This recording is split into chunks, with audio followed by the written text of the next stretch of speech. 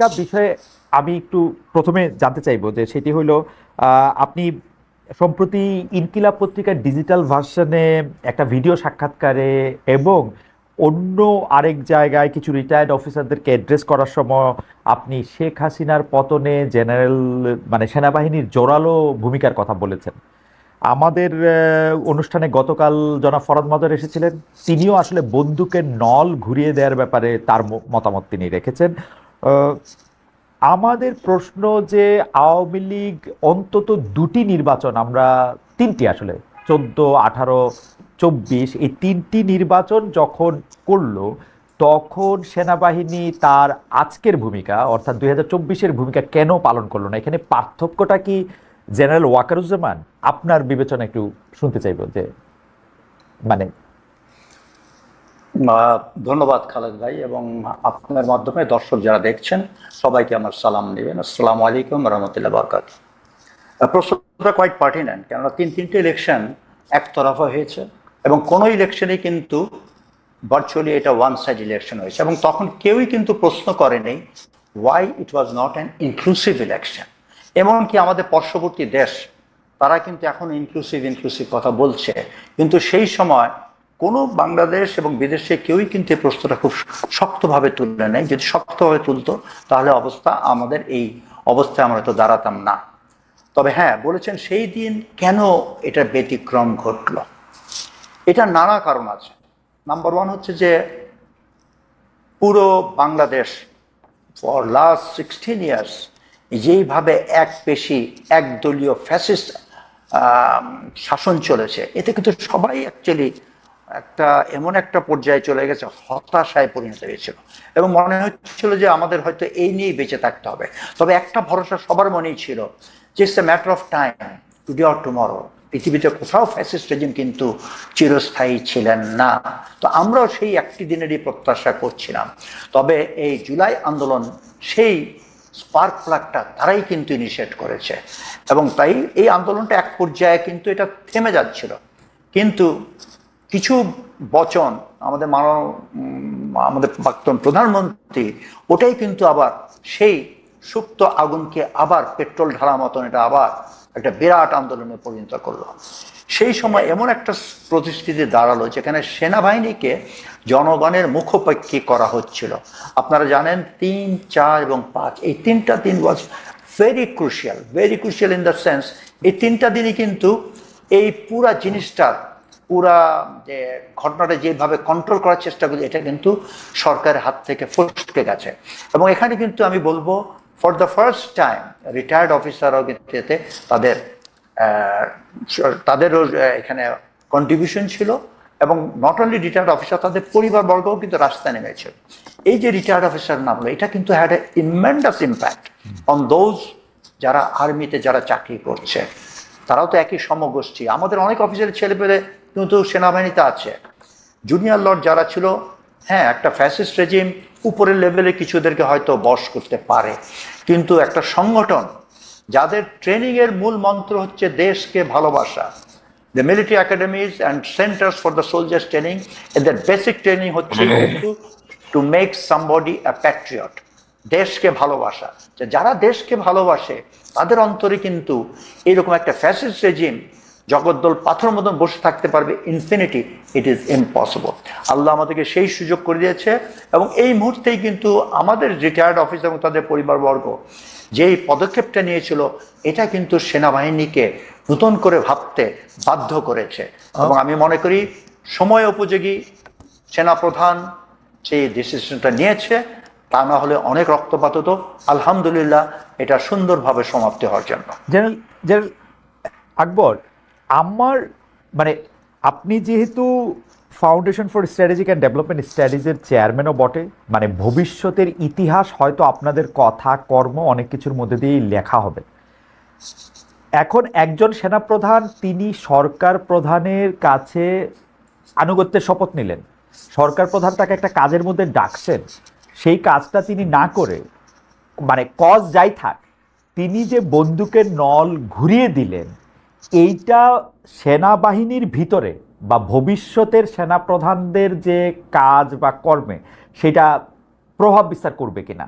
আমরা এই সেনাপ্রধানকে আর বিশ্বাস করব কিনা যে সেনাপ্রধানের ওনার যখন কোনো একটা রাইটিয়াস ডিসিশন নিতে হবে, উনি তো সরকার প্রধানকে বলে আসবেন আমি আপনাকে প্রোটেক্ট করতেছি, তারপর উনি প্রোটেক্ট করবেন না, যেটাকে বন্দুকের নল ঘুরিয়ে দেওয়া বলা হচ্ছে।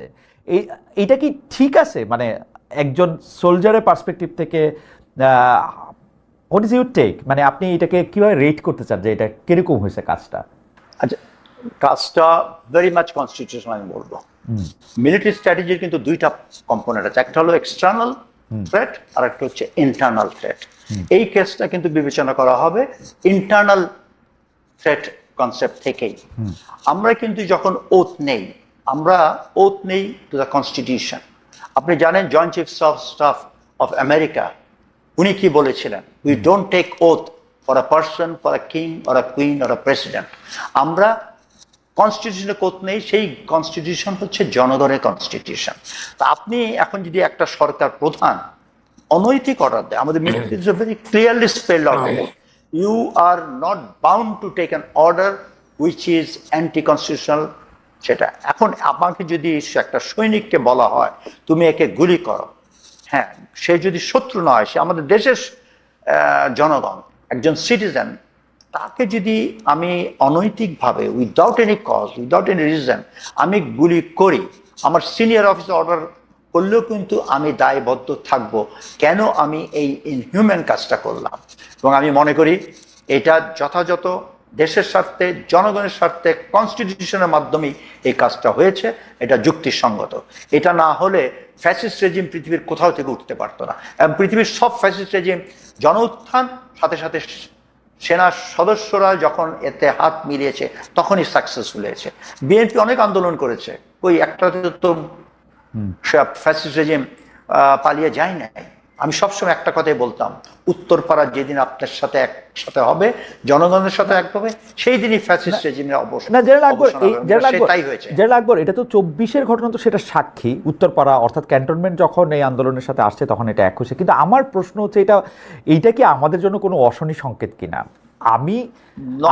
আপনি গুলি করার কথা আপনি বলতেছিলেন, আমি যতদূর জানি 19-20 তারিখেই তো সেনাবাহিনী সিদ্ধান্ত নিয়ে ফেলছে তারা কোনো লেথাল ওয়েপন এই বাচ্চাদের বিরুদ্ধে ইউজ করবে না, কাম হোয়াট মে।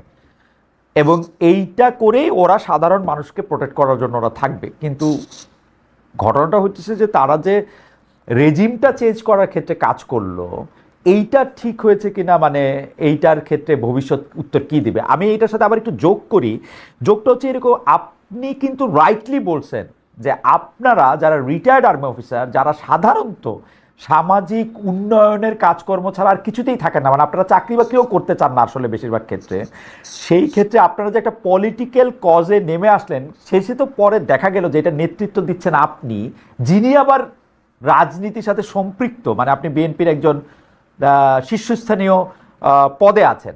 তো সেইটাকে আসলে এটাকে কি বলা যাবে? ভবিষ্যৎ যদি এরকম দেখে যে বিএনপি বা জামায়াত আর্মির সাথে মিলে একটা ষড়যন্ত্র করছে কিনা, এইটার জবাব আসলে আমরা কি দেখবো, বা আপনি কি মনে করেন? শুনেন, আমার সাথে কিন্তু এই ঘটনার আগে আর্মির কোনো সম্পর্ক ছিল না। আমার রিটায়ারমেন্ট হয়েছে 2006, 1 বছর এলপিআর।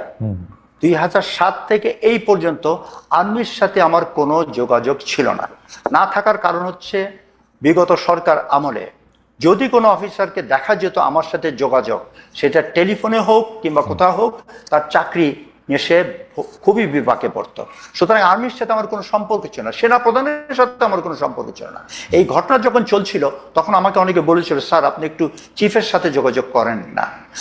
আমি এইরকম পরিস্থিতিতে যখনই কোনো অফিসার আমার সাথে যোগাযোগ করছে, তো আমি তাদেরকে একটা কথাই বলতাম, দেখো তোমার চাকরি is very important, I cannot be a cause of your termination. এই দায়িত্ব, এই বোঝাটা আমি কখনো নিব না। এবং বলতে গেলে আপনি যদি বলেন, হ্যাঁ আমি কোনো কুচক্র করি নেই, সেনাবাহিনীকে আমি উস্কিয়েও দেই নেই, আমার এই 2008 সালে আমি বিএনপির সাথে ম্যাডামের আহ্বানের সাথে যোগ করি, ওখান থেকে আমাকে আজ পর্যন্ত কেউ বলতে পারবে না আমি এমন কর্মকাণ্ড করছি যে আমার বক্তব্য কোনো কিছু সেনাবাহিনীকে উস্কে দেওয়া হয়েছে। তবে ন্যায়সঙ্গত যেগুলো সত্যি কথা, আমি যেখানে পেরেছি সব সময় আমি বলেছি, আমার চাকরি জীবনও সেটা করেছি। এবং আল্লাহর রহমতে সেনাবাহিনীর সবাই আমাকে সেই হিসাবে জানেন, যেটা সত্য আই স্ট্যান্ড ফর ইট। এবং এখানে আমার চিফ যেটা দেখেছে, ইট ওয়াজ কাকতলীয়। হ্যাঁ, কিছু কিছু অফিসার হয়তো বিহাইন্ড দ্য সিন কাজ করে থাকতে পারে, কিন্তু আমার সাথে সেনাপ্রধানের কোনো যোগাযোগ ছিল না। আমায় ওখানে ওনার অফিস থেকে আমার ইনভিটেশন এসেছে, সেই হিসাবে আমি গেছি। সেই 5 আগস্ট 10টা থেকেই কিন্তু আমার সেনাপ্রধানের সাথে first face to face first meeting and first discussion. তো এখানে আমি কখন উস্কালাম? কেউ বলতে পারবে না যে আমি বিহাইন্ড দ্য কু অর হেড অফ দ্য কু। আমার মনে হয় যে আমরা আপনার কাছ থেকে এই বিষয়ে একটা পরিষ্কার ধারণা পেয়েছি। আমরা একটু ডক্টর মোহাম্মদ আব্দুল মান্নানের কাছে যেতে চাই। ডক্টর মোহাম্মদ আব্দুল মান্নান, সরকারের ভিতরে সরকারের একটা কথা আমরা শুনে আসছি, ক্ষমতার ভরকেন্দ্র নানা জায়গায়, সেই কথা সরকারের উপদেষ্টারাও বলতেছেন। সরকারের উপদেষ্টাদের মধ্যেও কেউ কেউ বলতেছেন, এই মানে অন রেকর্ড বলতেছেন যে এটা একটা দুর্বল সরকার। এই যে দুর্বলতা বা ভরকেন্দ্র, এটা কখনো বলা হইতেছে যে সরকার বিএনপির সাথে বেশি সম্পৃক্ত, কখনো বলা হইতেছে সরকার জামাতের সাথে বেশি সম্পৃক্ত। আমি জামায়াতের একজন নেতা হিসেবে আপনার কাছে, মজলিসে শুরার সদস্য হিসেবে আপনার কাছে জানতে চাই যে জামায়াতে ইসলামী আসলে কার সাথে বেশি এখন সম্পর্ক বেশি বলে মনে করে, সরকার প্রধানের সাথে না সেনা প্রধানের সাথে? আমরা কিন্তু একটা দেখছি, আমাদের সেনাপ্রধান জনাব ওয়াকরুজ্জামান 5 তারিখের পরে সবাইকে আশ্চর্য করে দিয়ে প্রথম নামটি জামায়াতে ইসলামীর বলছিলেন, যার সাথে তিনি কথা বলতে চান। অনেকে বলছেন সেটা তার স্লিপ অফ টাং, অনেকে বলছেন যে না, এইটা উনি বিএনপিকে ব্যালেন্স করার জন্য এটা উনি করছেন। আমি আপনার কাছ থেকে একটু শুনতে চাই, মানে আমি বাজার, এর কোনোটাই আমার মন্তব্য না, বাজারে কি কথা চালু আছে সেটা আমি আপনাকে বললাম। জি, আপনাকে অসংখ্য ধন্যবাদ খালিদ ভাই, সাথে আমাদের সম্মানিত শ্রদ্ধাভাজন অবসরপ্রাপ্ত মেজর জেনারেল ফজলে আকবর, আপনাকেও অনেক ধন্যবাদ। সম্মানিত দর্শক শ্রোতা, আপনাদেরকে ধন্যবাদ জানাচ্ছি। আপনি যে প্রশ্নটা করেছেন যে ক্ষমতার ভর কেন্দ্রটা কোথায়, আসলে তো বাংলাদেশের সংবিধান এবং যে প্র্যাকটিস আমাদের রয়েছে, সেই জায়গায় যিনি ক্ষমতার ভরকেন্দ্র হওয়ার কথা বর্তমান ইয়েতে, তিনি প্রধান উপদেষ্টাকে কেন্দ্র করেই তো ভরকেন্দ্র তৈরি হবে, এবং সেটা ডিপেন্ড করবে প্রধান উপদেষ্টা এবং তার উপদেষ্টা পরিষদ কিভাবে রাজনৈতিক দলগুলোকে ডিল করতেছেন তার উপরে। আর রাজনৈতিক দলগুলোর সমর্থন নিয়েই কিন্তু এই উপদেষ্টা পরিষদ গঠিত হয়েছে। সেই উপদেষ্টা পরিষদ গঠনে প্রধান সেনাপ্রধান এবং প্রধান বিচারপতি, তারপরে রাষ্ট্রপতি, সবাই ইনভলভ ছিলেন, রাষ্ট্রের সমস্ত উইং।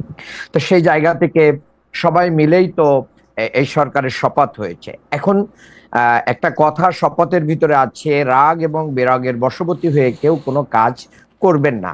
কখনো কখনো যদি এই জায়গা থেকে কেউ সরে যাইতে চায় অথবা ডাইনে বামে যেতে চায়, তাহলে পলিটিক্যাল পার্টি হিসেবে, একজন ওয়েল উইশার হিসেবে, বাংলাদেশের একজন নাগরিক হিসেবে যে কেউ এটাকে ধরতেই পারে এবং বলতেই পারে যে না, এটা ঠিক হচ্ছে না। যেরকম বাংলাদেশ জামাত ইসলামী আমির ডক্টর শফিকুর রহমান, তিনি খুব স্পষ্টভাবে বলেছিলেন, লন্ডন বৈঠককে স্বাগত জানিয়েছিলেন, কিন্তু লন্ডনে বসে একটা দলের সাথে আলাদা করে প্রেস ব্রিফিংটাকে আমরা সাপোর্ট করি নাই। এটাকে বলা হয়েছে একটা ভর তৈরি হয়েছে, এটাও আপনি বলতে পারেন। তাহলে সরকার হয়তোবা নিজেদেরকে বারবার বলতে চাচ্ছেন যে দুর্বল সরকার, এবং আপনি দেখেছেন যে যখনই একটা ক্রাইসিস তৈরি হয়েছে তখন এই সরকার রাজনৈতিক দলগুলোকে ডাকতেছেন এবং ডাকার পরে তাদের সাথে আলাপ আলোচনা করছেন, আলাপ আলোচনা করে সেখানে তাদের কাছ থেকে একটা কমিটমেন্ট নিচ্ছেন। আবার দেখবেন যে একবার উনি তো বললেন যে আমি থাকবো না, আমি চলে যাব, এরপরে রাজনৈতিক দলগুলো একের পর এক যে তাকে রিকোয়েস্ট করলেন যে হ্যাঁ আপনি থাকেন, আমরা আপনাকে সহযোগিতা করব। তাহলে বোঝা যাচ্ছে যে মূলত প্রধান উপদেষ্টাকে কেন্দ্র করে এই ভর কেন্দ্রটা তৈরি হয়েছে। এখন বাংলাদেশের রাজনীতিতে এই অন্তর্বর্তী সরকারের একটা বড় চ্যালেঞ্জ হচ্ছে একটা মানে সুষ্ঠু এবং নিরপেক্ষ নির্বাচন উপহার দেয়া। সেই জায়গায় যদি ওনারা কোনো অবস্থান বা কার্যক্রম দ্বারা কোনো দিকে ঝুঁকে পড়েন, সেটাই জনগণ বড় সন্দেহের চোখে দেখবে। আমি মনে করি যে সেই ব্যাপারে অন্তর্বর্তী সরকার কি থাকবে, তাদের অবস্থান ঠিক রাখবে এবং বাংলাদেশের জনগণের পক্ষেই অবস্থান গ্রহণ করবে, সত্য ন্যায়ের পক্ষে অবস্থান গ্রহণ করবে। আরেকটা কথা আপনি বলেছেন যে সেনাপ্রধান যখন সরকার গঠনের আগে জামাত ইসলামীর আমিরের নাম বলেছেন, উনার ওই মুহূর্তে যার নাম সামনে আসছে উনি তার কথা বলেছেন, এটা ইন্টেনশনালি বলেছেন কি না বলেছেন এটা সেনাপ্রধান নিজেই বলতে পারবেন। কিন্তু ডক্টর আব্দুল মান্নান, মানে আপনি ডক্টর শফিকুর রহমানের কথা বলতেছিলেন, কিন্তু জামায়াতে ইসলামী এই সরকারের সময় রাজনৈতিক দল হিসাবে যতটা গুরুত্ব পাচ্ছে সেইটাকে কি আপনি প্রপোর্শনেট মনে করেন? আপনি কি মনে করেন যে জামায়াত আসলে সর্বশেষ যে হিসাব, সেই হিসাব মতে জামায়াত আসলে এতটা আহ, যেটাকে বলা হচ্ছে মানে মানে 32টা দল নিয়ে ধরেন রাজনৈতিক ঐক্যমত্যর কমিশনের একটা আলাপ হইতেছে, কিন্তু আমরা তো সেই 32টা দলের মধ্যে সবাইকে ইকুয়াল দেখতেছি না, কাউকে কাউকে মোর মোর দেন ইকুয়াল দেখতেছি, মোর ইকুয়াল দেন আদার্স দেখতেছি। এই জামায়াতে ইসলামীকে এই মোর ইকুয়াল দেন আদার্সটা হওয়াটা ডিজার্ভ করে কিনা, নাকি জামায়াতে ইসলামীর সাথে যেহেতু সরকার প্রধান বা সেনা প্রধানের একটা নিবিড় সম্পর্ক রয়েছে সেইটা আপনাদের ক্ষমতার উৎস? না, আমি মনে করি সেটা না। এটা সুস্পষ্ট। আপনি সত্যের পক্ষে ন্যায় যদি বলেন, তাহলে এই ন্যায় বলার ক্ষেত্রে আপনি যদি স্টাবলিশ থাকেন, ইস্তেকামাত থাকেন, তাহলে আমি মনে করি সেটাই হচ্ছে আপনার সবচেয়ে বড় জায়গা। সেনা প্রধান বা অন্যরা এটা বড় জায়গা না। আমি মনে করি আমরা ন্যায় কথা বললে জনগণ এটাকে সাপোর্ট করবে, সেই জায়গা থেকে আমাদেরকে সরকার প্রধান বা অন্যরা এটা মানতে বাধ্য হবে। এটাই আমাদের স্ট্যান্ড। আপনার কাছে কি মনে হচ্ছে আপনারা পিআর নিয়ে যে স্ট্যান্ডটা নিচ্ছেন সেটা ন্যায়ভিত্তিক স্ট্যান্ড, মানে প্রপোর্শনাল রিপ্রেজেন্টেশনের যেটা কথা আপনারা বলতেছেন এখন ইলেকশনের এই কয়েকটা সময় আগে এসে, এবং সেটা ক্ষেত্রে আপনারা প্রথমে উচ্চকক্ষের কথা বলা হইলো, পরে নিম্নকক্ষের কথাও বলা হইতেছে, এবং আপনারা বলতেছেন যে পিআর ছাড়া আপনার ইলেকশন যাবে না, সেটা ন্যায়ভিত্তিক স্ট্যান্ড মানে?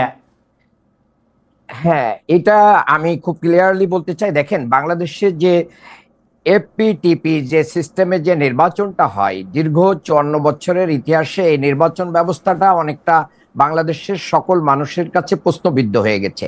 এটা এক ধরনের ব্যর্থতা, মানে এর বড় ধরনের ব্যর্থতা দেখা যায়, যার কারণে আমাদের এই নির্বাচন ব্যবস্থাকে কেন্দ্র করে বড় সংকট তৈরি হয়। এই সংকটের জায়গা থেকে বাংলাদেশের মানুষের আশা আকাঙ্ক্ষাকে সামনে রেখে পেয়ার পদ্ধতির কথা বাংলাদেশ জামাত ইসলামী বলছে, এবং সেটা এখনই বলছে বিষয়টা তা না। 94-এ অধ্যাপক গোলাম আজম স্যার একটি বই লিখেছিলেন, আনুপাতিক হারে নির্বাচন, কিন্তু তত্ত্বাবধায়ক সরকারের আলোচনাটা তুঙ্গে থাকার কারণে আমরা কিন্তু ওই আলোচনাটা ওখানে তুলি নাই। তখন তত্ত্বাবধায়ক সরকারটাকে প্রতিষ্ঠা করাটাকে আমরা বড় গুরুত্ব দিয়েছি। এবং সম্প্রতি যে একটা জরিপ এসেছে বিআইজির, সেই জরিপে 71% মানুষ পেয়ার পদ্ধতিকে সাপোর্ট করতেছে। তাহলে এই জায়গা থেকে বোঝা যাচ্ছে যে অল্প সময় হলো 71% মানুষ পিআর পদ্ধতিকে সাপোর্ট করতেছে বিআইজিএস এর জরিপে। জি জি, সেটাই আমরা দেখলাম যে, না সরি, বিআইজিএস না, এটা হচ্ছে সুজনের জরিপ। সুজন যে জরিপটা করেছে সেখানে বলছে সুজন যে 71% মানুষ তাদের জরিপ বলছে যে এটাকে সাপোর্ট করে। তাহলে 71% মানুষ যদি পেয়ার চায়, তাহলে আমি তো মনে করি বাংলাদেশ জামাত ইসলামী সহ ইসলামী আন্দোলন এবং অন্যান্য দল যারা এই পেয়ার সিস্টেম চাচ্ছে, তাদের এই আবেদনটা বাংলাদেশের মানুষ গ্রহণ করেছে। আর বাংলাদেশের মানুষ যেহেতু গ্রহণ করছে, 91টা দেশে এটার বিভিন্ন ভাবে এটার বাস্তবায়ন আছে, এই পদ্ধতিতে নির্বাচন হচ্ছে, ফ্যাসিস্ট হওয়ার পথ বন্ধ হচ্ছে, গণতন্ত্র সুসংহত হচ্ছে, এবং আমাদের এই পেয়ারটার মাধ্যম দিয়ে যে নমিনেশন বাণিজ্য, এটা চিরতরে দূর হয়ে যাওয়ার সম্ভাবনা দেখা দিচ্ছে। বিশেষ করে আমি মনে করি যে আমাদের যে রাজনীতিতে একটা ভারসাম্য তৈরি, এই ভারসাম্য তৈরিটা তখন হবে। আমি যদি তর্কের খাতিরে বলেই নি, বাংলাদেশের রাজনীতিতে আওয়ামী লীগ কিন্তু সর্বশেষ 49টা আসন পেয়েছিল। তাহলে 49টা আসন পেয়ে তারা কিন্তু মেজরিটি হতে 49% ভোট পেয়েছিল। 49% ভোট পেয়ে তারা কিন্তু পেয়ার পদ্ধতি হলে মেজরিটি পাইতো না। আবার বর্তমান হিসাবে আমরা যদি দেখি, বাংলাদেশে পেয়ার নির্বাচন হলে কোন দলই 40%-এর উপরে ভোট পায় না। তাহলে 40% ভোট, প্লিজ আমার কয়েক সেকেন্ড বলেই শেষ করছি। জি জি, শেষ করেন, কয়েক সেকেন্ড শেষ করেন। জি, 40% ভোট পেয়ে একটা দল পেয়ার সিস্টেমে 120টা সিট পেতে পারে। তাহলে এই যে একনায়কতন্ত্র তৈরি হওয়া, ফ্যাসিস্ট হওয়া, জালেম হওয়া এবং কর্তৃত্ববাদী হওয়াটাকে রুখে দেয় পেয়ার সিস্টেম, যার কারণে বাংলাদেশের মানুষের প্রত্যেকটা মানুষের ভোট অধিকার নিশ্চিত হয়। বিশেষ করে বিএনপি আমার মানে 33% ভোট পেয়ে, জি আপনার আমি এই কথাটুকু একটু বলি, 33% ভোট পেয়ে বিএনপি 29টা সিট পেয়েছে। জি, এই 33% মানুষের সাপোর্ট বিএনপি কাজে লাগাইতে পারতো যদি পেয়ার সিস্টেম থাকতো। ওকে, আমি আমার প্রস্তাবটা বলি। আমার কাছে মনে হয় জামায়াতে ইসলামী ম্যাপ করে দেখতেছে যে সে তার পক্ষে বাংলাদেশের আসন ভিত্তিক নির্বাচিত এলাকায় খুব কম আসনের মধ্যেই সে জিততে পারবে, এর জন্য সে পিয়ার সিস্টেমের কথা বলতেছে। আর 2 নাম্বার হচ্ছে জামায়াতে ইসলামী আহ, এইটাকেও সাপোর্ট করতেছে যে আপনারা মজলিসে শুরায় বসে 300 আসনে কারা প্রতিনিধিত্ব করবেন তারা একটা খাতার মধ্যে লিখবেন, এটা জমা থাকবে, তারপরে পাশ হলে আপনার প্রফেশনাল ভিত্তিতে তাকে নিয়োগ করবেন। আমাকে আপনি এই সুযোগ দিচ্ছেন না যে আমি আমার এমপি ওখানে নির্বাচিত করব, এই দুইটা ব্যাপারটাই আমাকে একটু ধন্দে ফেলে দিচ্ছে। এটাকে আপনি বলবেন, কারণ আমি স্পষ্ট দেখতে পাচ্ছি জরিপে কি বললুক তা আমি অত ভালো জানি না। আমার কাছে মনে হচ্ছে আপনাদের পিআর সিস্টেমের এই মুহূর্তে দাবি তোলার কারণ হচ্ছে এইটা, কারণ আপনারা হিসাব করে দেখছেন যে আপনারা যত ভোট পাবেন তত আসন আসলে আপনারা পাবেন না, পিআরের মাধ্যমে আপনারা কিছু আসন বাড়িয়ে নিতে চান। এটা আপনাদের একটা কায়েমি স্বার্থ বলে আপনি মনে করেন কিনা ডক্টর মান্নান? যে না, আমাদের কায়েমি স্বার্থ এখানেই যে আমরা তত্ত্বাবধায়ক সরকার ব্যবস্থা নিয়ে এসে বাংলাদেশের মানুষকে একটা মানে লং টাইম একটা নির্বাচন ব্যবস্থার দিকে নিয়েছি। আমরা মনে করি যে পিআর সিস্টেমের মাধ্যম দিয়ে বাংলাদেশের মানুষ আরেকটা লং টাইম নির্বাচন ব্যবস্থা থেকে মানে সুবিধা পাবে। আর আপনি যেটা বলেছেন যে আমাদের বাংলাদেশ সাংঘাতিক টপ ডাউন প্রসেস হচ্ছে না ডক্টর মান্নান? আপনারা না, টপ ডাউন প্রসেস হচ্ছে না। আপনার প্রশ্নেরই উত্তর দিচ্ছি আমি। সেটা হচ্ছে যে আপনি যেটা বলেছেন যে বাংলাদেশ জামাত ইসলামী কিন্তু তার 300 আসনে প্রার্থী ঘোষণা করেছে। বাংলাদেশ জামাত ইসলামী একমাত্র দল যার 300 আসনে প্রার্থী কাজ করতেছে। আমি ঢাকা 6-এর ভিতরে কাজ করতেছি, তাহলে আমাকে সেখানে বলা হয়েছে, আমরা নির্বাচনী মাঠেই রয়েছি। আবার আমরা বাংলাদেশে স্থায়ী একটা চূড়ান্ত নির্বাচনী বন্দোবস্ত আমি আপনার কাছে এই প্রসঙ্গে আবার আসবো। শুধু আপনি আমাকে বলেন, আপনারা 300 আসনে প্রার্থী দিচ্ছেন, এখন পিআর সিস্টেমে ইলেকশন হইলো, আপনারা এখন 25% প্রার্থীর ক্ষেত্রে মানে 25% ভোট, সরি 25% আসন আপনারা পাবেন, 25% না মানে 3 ভাগের 1 ভাগ আসন আপনারা পাবেন, 100 আসন পাবেন। সেইখানে কোন 200 বাদ দিবেন, কোন 100 রাখবেন, সেটা কেমনে সিস্টেম করবেন? মানে যারা জিতে আসবে, ভোট বেশি পাবে কি? হ্যাঁ, দেখেন এই জিনিসটা খুবই ক্লিয়ার। সেটা হচ্ছে যে বাংলাদেশের সহ পৃথিবীর বিভিন্ন দেশে যে পেয়ার সিস্টেমটা আছে, সেই পেয়ার সিস্টেমটা এক এক দেশে এক এক ভাবেই ফলো করা হয়। তো আমরা যদি পেয়ার সিস্টেমটাকে ওন করতে চাই, তখন সকল রাজনৈতিক দলগুলোর ঐক্যমতের ভিত্তিতে একটা মিক্সড পেয়ার সিস্টেম চালু করা হবে। আমি আপনাকে বলি, আমি ইফেক্টিভ পেয়ার সিস্টেম নিচের আসনে দেখে আসছি জার্মানিতে।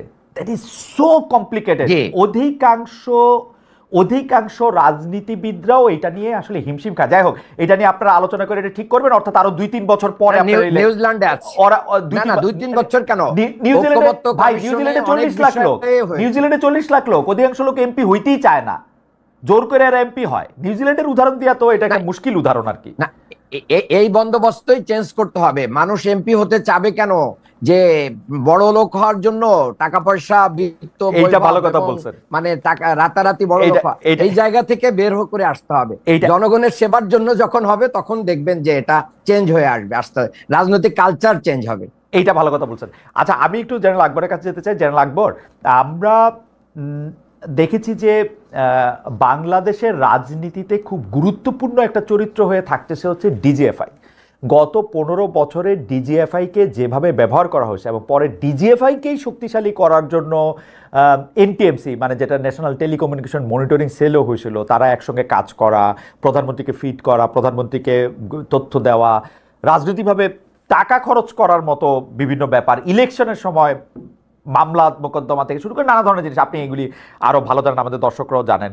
কিন্তু আমাদের প্রশ্ন হচ্ছে, এই ডিজিএফআই সাধারণত সরকার প্রধানের অধীনে থাকে, কিন্তু আমরা ক্রমাগতভাবে অভিযোগ শুনে যাচ্ছি যে এই সরকার একটা দুর্বল সরকার, কারণ ডিজিএফআই তার অধীনে নাই। আসলে ডিজিএফআই সেনাপ্রধানের অধীনেই থাকতেছে। সেজন্য সরকার এবং সামরিক বাহিনী বা সেনাবাহিনীর মধ্যে কিছু ইস্যু তৈরি হইতেছে, ক্ষমতার কেন্দ্র তৈরি হইতেছে এবং নিরাপত্তাজনিত ঝুঁকি তৈরি হইতেছে। আপনি যদি একটু এই বিষয়টাতে একটু আলোকপাত করতেন। জি, প্রথমে আপনি বুঝতে হবে ডিজিএফআই এর তার অর্গানাইজেশনাল টার্মস অফ রেফারেন্সটা কি, সে কি দায়িত্বের জন্য ডিজিএফআই করা হয়েছে। ডিজিএফআই এক্স্যাক্টলি করা হয়েছে আন্তঃবাহিনী ইন্টেলিজেন্স, বোথ উইদিন এবং অ্যাক্রস দি বর্ডার। ডিজিএফআই কিন্তু আমাদেরকে খবর দিবে যে পার্শ্ববর্তী দেশ মোবিলাইজেশন শুরু করেছে, আপনার যুদ্ধের প্রস্তুতি নেওয়া উচিত। এই সিগন্যালটা কিন্তু আমরা ডিজিএফআই থেকে আশা করি। এবং internal within the three services, এখানে এমন কোনো national security, any national Hazard কিংবা ইভেন কু করার মতন যদি কোনো ঘটে সেটা, কিংবা কোনো বিদ্রোহের ঘটনা ঘটে, এই ঘটনাগুলো কিন্তু ডিজিএফআই মনিটর করার কথা। কিন্তু বাস্তব হলো সত্য, যেটা টার্মস অফ রেফারেন্সে নাই, interference into the political affairs, এটা কিন্তু বিগত বেশ কয়েকটি সরকার ডিজিএফআইকে টুল হিসাবে ব্যবহার করেছে এবং করতে করতে একটা এমন পরিস্থিতিতে দাঁড়িয়েছে মনে হচ্ছে যে this is what is the prime responsibility. এবং এখন সত্যিকারে বলতে কি আমি বলবো যে আমাদেরকে যদি ওই আসল টাস্কে ফিরে যেতে হয়, আমার মনে হয় ডিজিএফআই সেই দিকে মোটেই মনোযোগ নেয়। যেই কারণে আমরা যেই জনগণের টাকা দিয়ে ডিজিএফআই পুষছি, সেই কাজ করার মতন তাদের সমর্থ এই মুহূর্তে আছে কিনা আমাদের চিন্তা ভাবনা করতে হবে। এবং এটার জন্য দোষ আমি সবসময় দিব political leadership. It is the political leadership who have misuse the DGFI. এবং আমার মনে হয় একটা ভালো, যদি আমরা প্রতিরক্ষা ব্যবস্থা গড়ে তুলতে চাই, ডিজিএফআইকে শক্তিশালী করতে হবে, ডিজিএফআইকে তার এই রোল থেকে বের হয়ে আসতে হবে। ডিজিএফআই এবং যে কাজটা করে এটা মূলত এই কাজগুলো এনএসআই এর কাজ, নট ডিজিএফআই এর কাজ। তো আমার মনে হয় এই দিক থেকে আমাদের সচেতন হওয়া উচিত। জনগণের টাকা যেই পারপাস ইউজ করা, একটা প্রফেশনাল আর্ম ফোর্সেস গড়ে তোলা, আমরা যদি একটা সত্যিকারের একটা সশস্ত্র বাহিনী গড়তে চাই যার একটা ডেটারেন্স থাকবে, এবং এই ডেটারেন্সের একটা কিন্তু সংবাদ গ্রহণ এবং ইনফরমেশন কালেকশন এবং intelligence collection is very important. এটা যদি না হয় আমাদের আর্ম ফোর্সেসটা কিন্তু অনেকটা অন্ধ থেকে যাবে এবং হঠাৎ করে এমন কিছু ঘটে যাবে যার কোনো উত্তর দেওয়া কাউরি থাকবে। জেনারেল আকবর, এই সরকার আমলে অবস্থাটা কি? এই সরকার তো পলিটিক্যাল গভর্নমেন্ট না, এই সরকার আসলে ডিজিএফআই কে কিভাবে ব্যবহার করতেছে বা ব্যবহার করতেছে কিনা? Right, by organization and by chain of command, DGFI is not the army chief's eyes and ears. No. তার কিন্তু চিফ অ্যাডভাইজার ডিফেন্স মিনিস্টার তার কাছে কিন্তু অথবা ডিফেন্স মিনিস্টার তার কাছে কিন্তু তার জবাবদাহি। আমার যদি অনেকে এই কথাটা বলে যে তত্ত্বাবধায়ক সরকার কিন্তু ডিজিএফআই কন্ট্রোল, আমি মনে করি এটা failure of the interim government. Interim government has the authority to ensure that DGFI reports to him. এবং এখানে আরেকটা জিনিস খেয়াল রাখতে হবে, ইন্টারিম গভর্নমেন্ট ডিজিএফআই একটা রিপোর্ট দিল, সেই রিপোর্টে যাতে যথাযথ ব্যবস্থা গ্রহণ করা হয় সেটা কিন্তু ইন্টারিম গভর্নমেন্টের দায়িত্ব। ডিজিএফআই একটা রেসপন্সিবল অর্গানাইজেশন যদি দেখে কোনো সময় অনুভব করে তাদের মধ্যে একটা এমন ফিলিং হয় যে আমাদের কথাগুলো তো শোনা হচ্ছে না, এটাই কিন্তু একটা কারণ হতে পারে DGFI looking for an alternate leadership, যার কাছে অল্টারনেট পাওয়ার সেন্টার যেখানে যা রিপোর্ট করা। এটা কোনো কিছুই আমরা আসলে কাম্য করি না। What is standard, what is natural, that should be practised. Okay, আমি এই পর্যায়ে আপনার কাছে যেটা জানতে চাইবো জেনারেল আকবর, আপনি বিএনপি চেয়ারপারসনের নিরাপত্তা উপদেষ্টা, অনেকে এই কথা বলে থাকেন যে বিএনপির যে ভারপ্রাপ্ত চেয়ারম্যান আছেন জনাব তারেক রহমান এখন দেশে ফিরতেছেন না কারণ তার নিরাপত্তার ঝুঁকি রয়েছে। আপনিও কি তাই মনে করেন কি না? জনাব তারেক রহমান, জেনারেল আকবর, জনাব তারেক রহমান দেশে ফিরছেন না কেন এখন? উনার কি আসলে সিকিউরিটি কনসার্ন রয়েছে কিনা এই দেশে আসলে? আমি নিজেও ব্যক্তিগতভাবে ওনাকে বেশ কয়েকবার এই প্রশ্নটা করেছিলাম। I didn't get a clear answer, let me be frank. এবং একটা তো আমি জানি ওনার কিছু কেস চলছে, এবং আমার মনে গতকালকে একটা লাস্ট অ্যাপিল যেটা অ্যাপিলের ডিভিশনে চলছে, যেটা আমি আভাস পেয়েছি ওনার কথাবার্তা যে উনি obviously looking for a clear direction and date, কবে ইলেকশনটা হবে। এবং আমার যেটা ধারণা উনি না আসার কারণ হচ্ছে উনি যদি ইলেকশন শিডিউলটা ক্লিয়ার জানেন তাহলে উনি এটাও জানেন যে উনি আসলে দেশে কিন্তু একটা জন সুনামি হবে, এবং উনি ওটাকে কাজ লেগিয়ে right up to the end of the election campaign উনি যেতে চান। এটা আমার ব্যক্তিগত ধারণা, কারণ ওটা ওনার জন্য সহজ হবেন। এই যে জনস্রোত যেটা হবেন উনি আসলে, উনি যখন বিভিন্ন জেলায় জেলায় যাবেন ওই একই স্রোতে উনি ক্যাম্পেইনটা শেষ করবেন। আমার it's a good working strategy. না, কিন্তু ওনাকে যদি বিভিন্ন জেলায় জেলায় যেতে হয়, আমরা কিন্তু দেখেছি, মানে আমরা অ্যাক্টিভ রিপোর্টার হিসাবে 96, 2001, 2006 বা 2008 যে নির্বাচন হয়েছে সেই নির্বাচনগুলি আমরা দেখেছি। এই জেলায় জেলার এই ক্যাম্পেইনগুলি তো 5-6 মাস আগে থেকেই শুরু করার কথা। মানে আমি যেহেতু এই প্রশ্নটা জানতে চাই, বিএনপি শীর্ষ নেতৃবৃন্দ এমনকি যারা মির্জা ফখরুল ইসলাম আলমগীরও আমার শোতে এসেছিলেন, তাকেও আমি যখন জানতে চেয়েছি, তিনি প্রায় আপনি যা বলেছেন তার কাছাকাছিই বলেছেন। কিন্তু আমার কাছে মানে এটা আমার কাছে একটা এখনো রহস্য যে তিনি দেশে আসতেছে না, তার ঘনিষ্ঠ কেউ কেউ এটা বলতে চেষ্টা করতেছেন যে তার কিছু ঝুঁকি রয়েছে। আইন আদালতের যে ব্যাপারটা, সেই মামলাগুলি এখন শেষ পর্যায়ে তুলে নেওয়া হচ্ছে তার অ্যাবসেন্সিয়াতেই। সুতরাং তার না আসার আমি কোনো মানে যুক্তিগ্রাহ্য কারণ দেখতেছি না, যদি না কোনো লুকানো নিরাপত্তা ঝুঁকি থেকে থাকে। কেউ কেউ বলতেছেন আর্মির থেকেও তার একটা ঝুঁকি আছে, সেই জন্য আমি জানতে চাচ্ছি।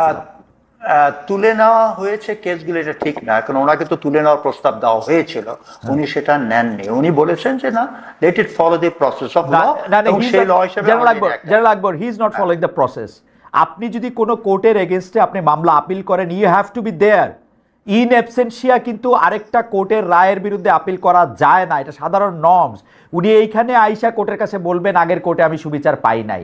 উনি যে এই কোর্টে আসতেছেন না, তার মিনিং হচ্ছে তিনি কিন্তু এই কোর্টেও সুবিচার পাবেন বলে সেই ভরসা তার নাই, ডাইরেক্ট অনাস্থা। পৃথিবীর যে কোনো কোর্ট হলে ওনাকে রিলিফ দিত না, কিন্তু একটা কম্পিটেন্ট কোর্ট।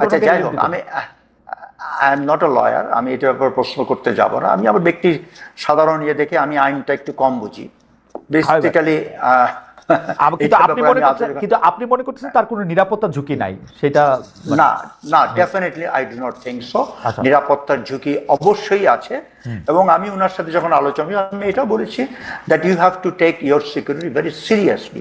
আপনি এখন ব্যক্তি তারেক নন, আপনি এখন একটা পার্টিরও হেড, এবং আগামীতে ভবিষ্যতের জনগণের প্রত্যাশা আপনি হয়তো প্রধানমন্ত্রী হবেন। এবং বর্তমানে জিও পলিটিক্যাল যে টেনশনটা চলছে, আমার বলার বিস্তারিত করার দরকার নেই, আপনিও বুঝেন যে বেনাজিরের মতন লোক যখন ক্লোজ রেঞ্জে শট করে ওনাকে মেরে ফেলা হলো, যখন গণসংযোগে যাবেন উনি কিন্তু becomes a very soft target, এবং তার সেই নিরাপত্তা ব্যবস্থাটা ইনশিওর করা মনে হয় সরকারেরও অবশ্যই অবশ্যই অবশ্যই। আমি মনে করি যে এইটা আদারওয়াইজ আমার কাছে মনে হয় যে নিরাপত্তা ঝুঁকি যদি থাকে বা নিরাপত্তা ঝুঁকিটা অবশ্যই আসে, উনি একটা সফট টার্গেট হতে পারে নানা ধরনের ক্যাওস লাগানোর জন্যই। সেই ক্ষেত্রে তার নিরাপত্তা নিশ্চিত করা সেটা অবশ্যই দরকার। আমি আপনার সাথে সম্পূর্ণ একমত। আমাদের একজন দর্শক, তিনি তার নাম বলছেন না, তিনি তার নাম বলছেন সিভিলাইজড। তার আগে একটা মেসেজ অনেকবার আসছে মান্নান ভাই আপনাকে বলার জন্য, মক্তব ইসলামিক এডুকেশন, উনারা বারবার একই মেসেজ পাঠাচ্ছেন। পিআর হচ্ছে ইসরায়েলি ফর্মুলা।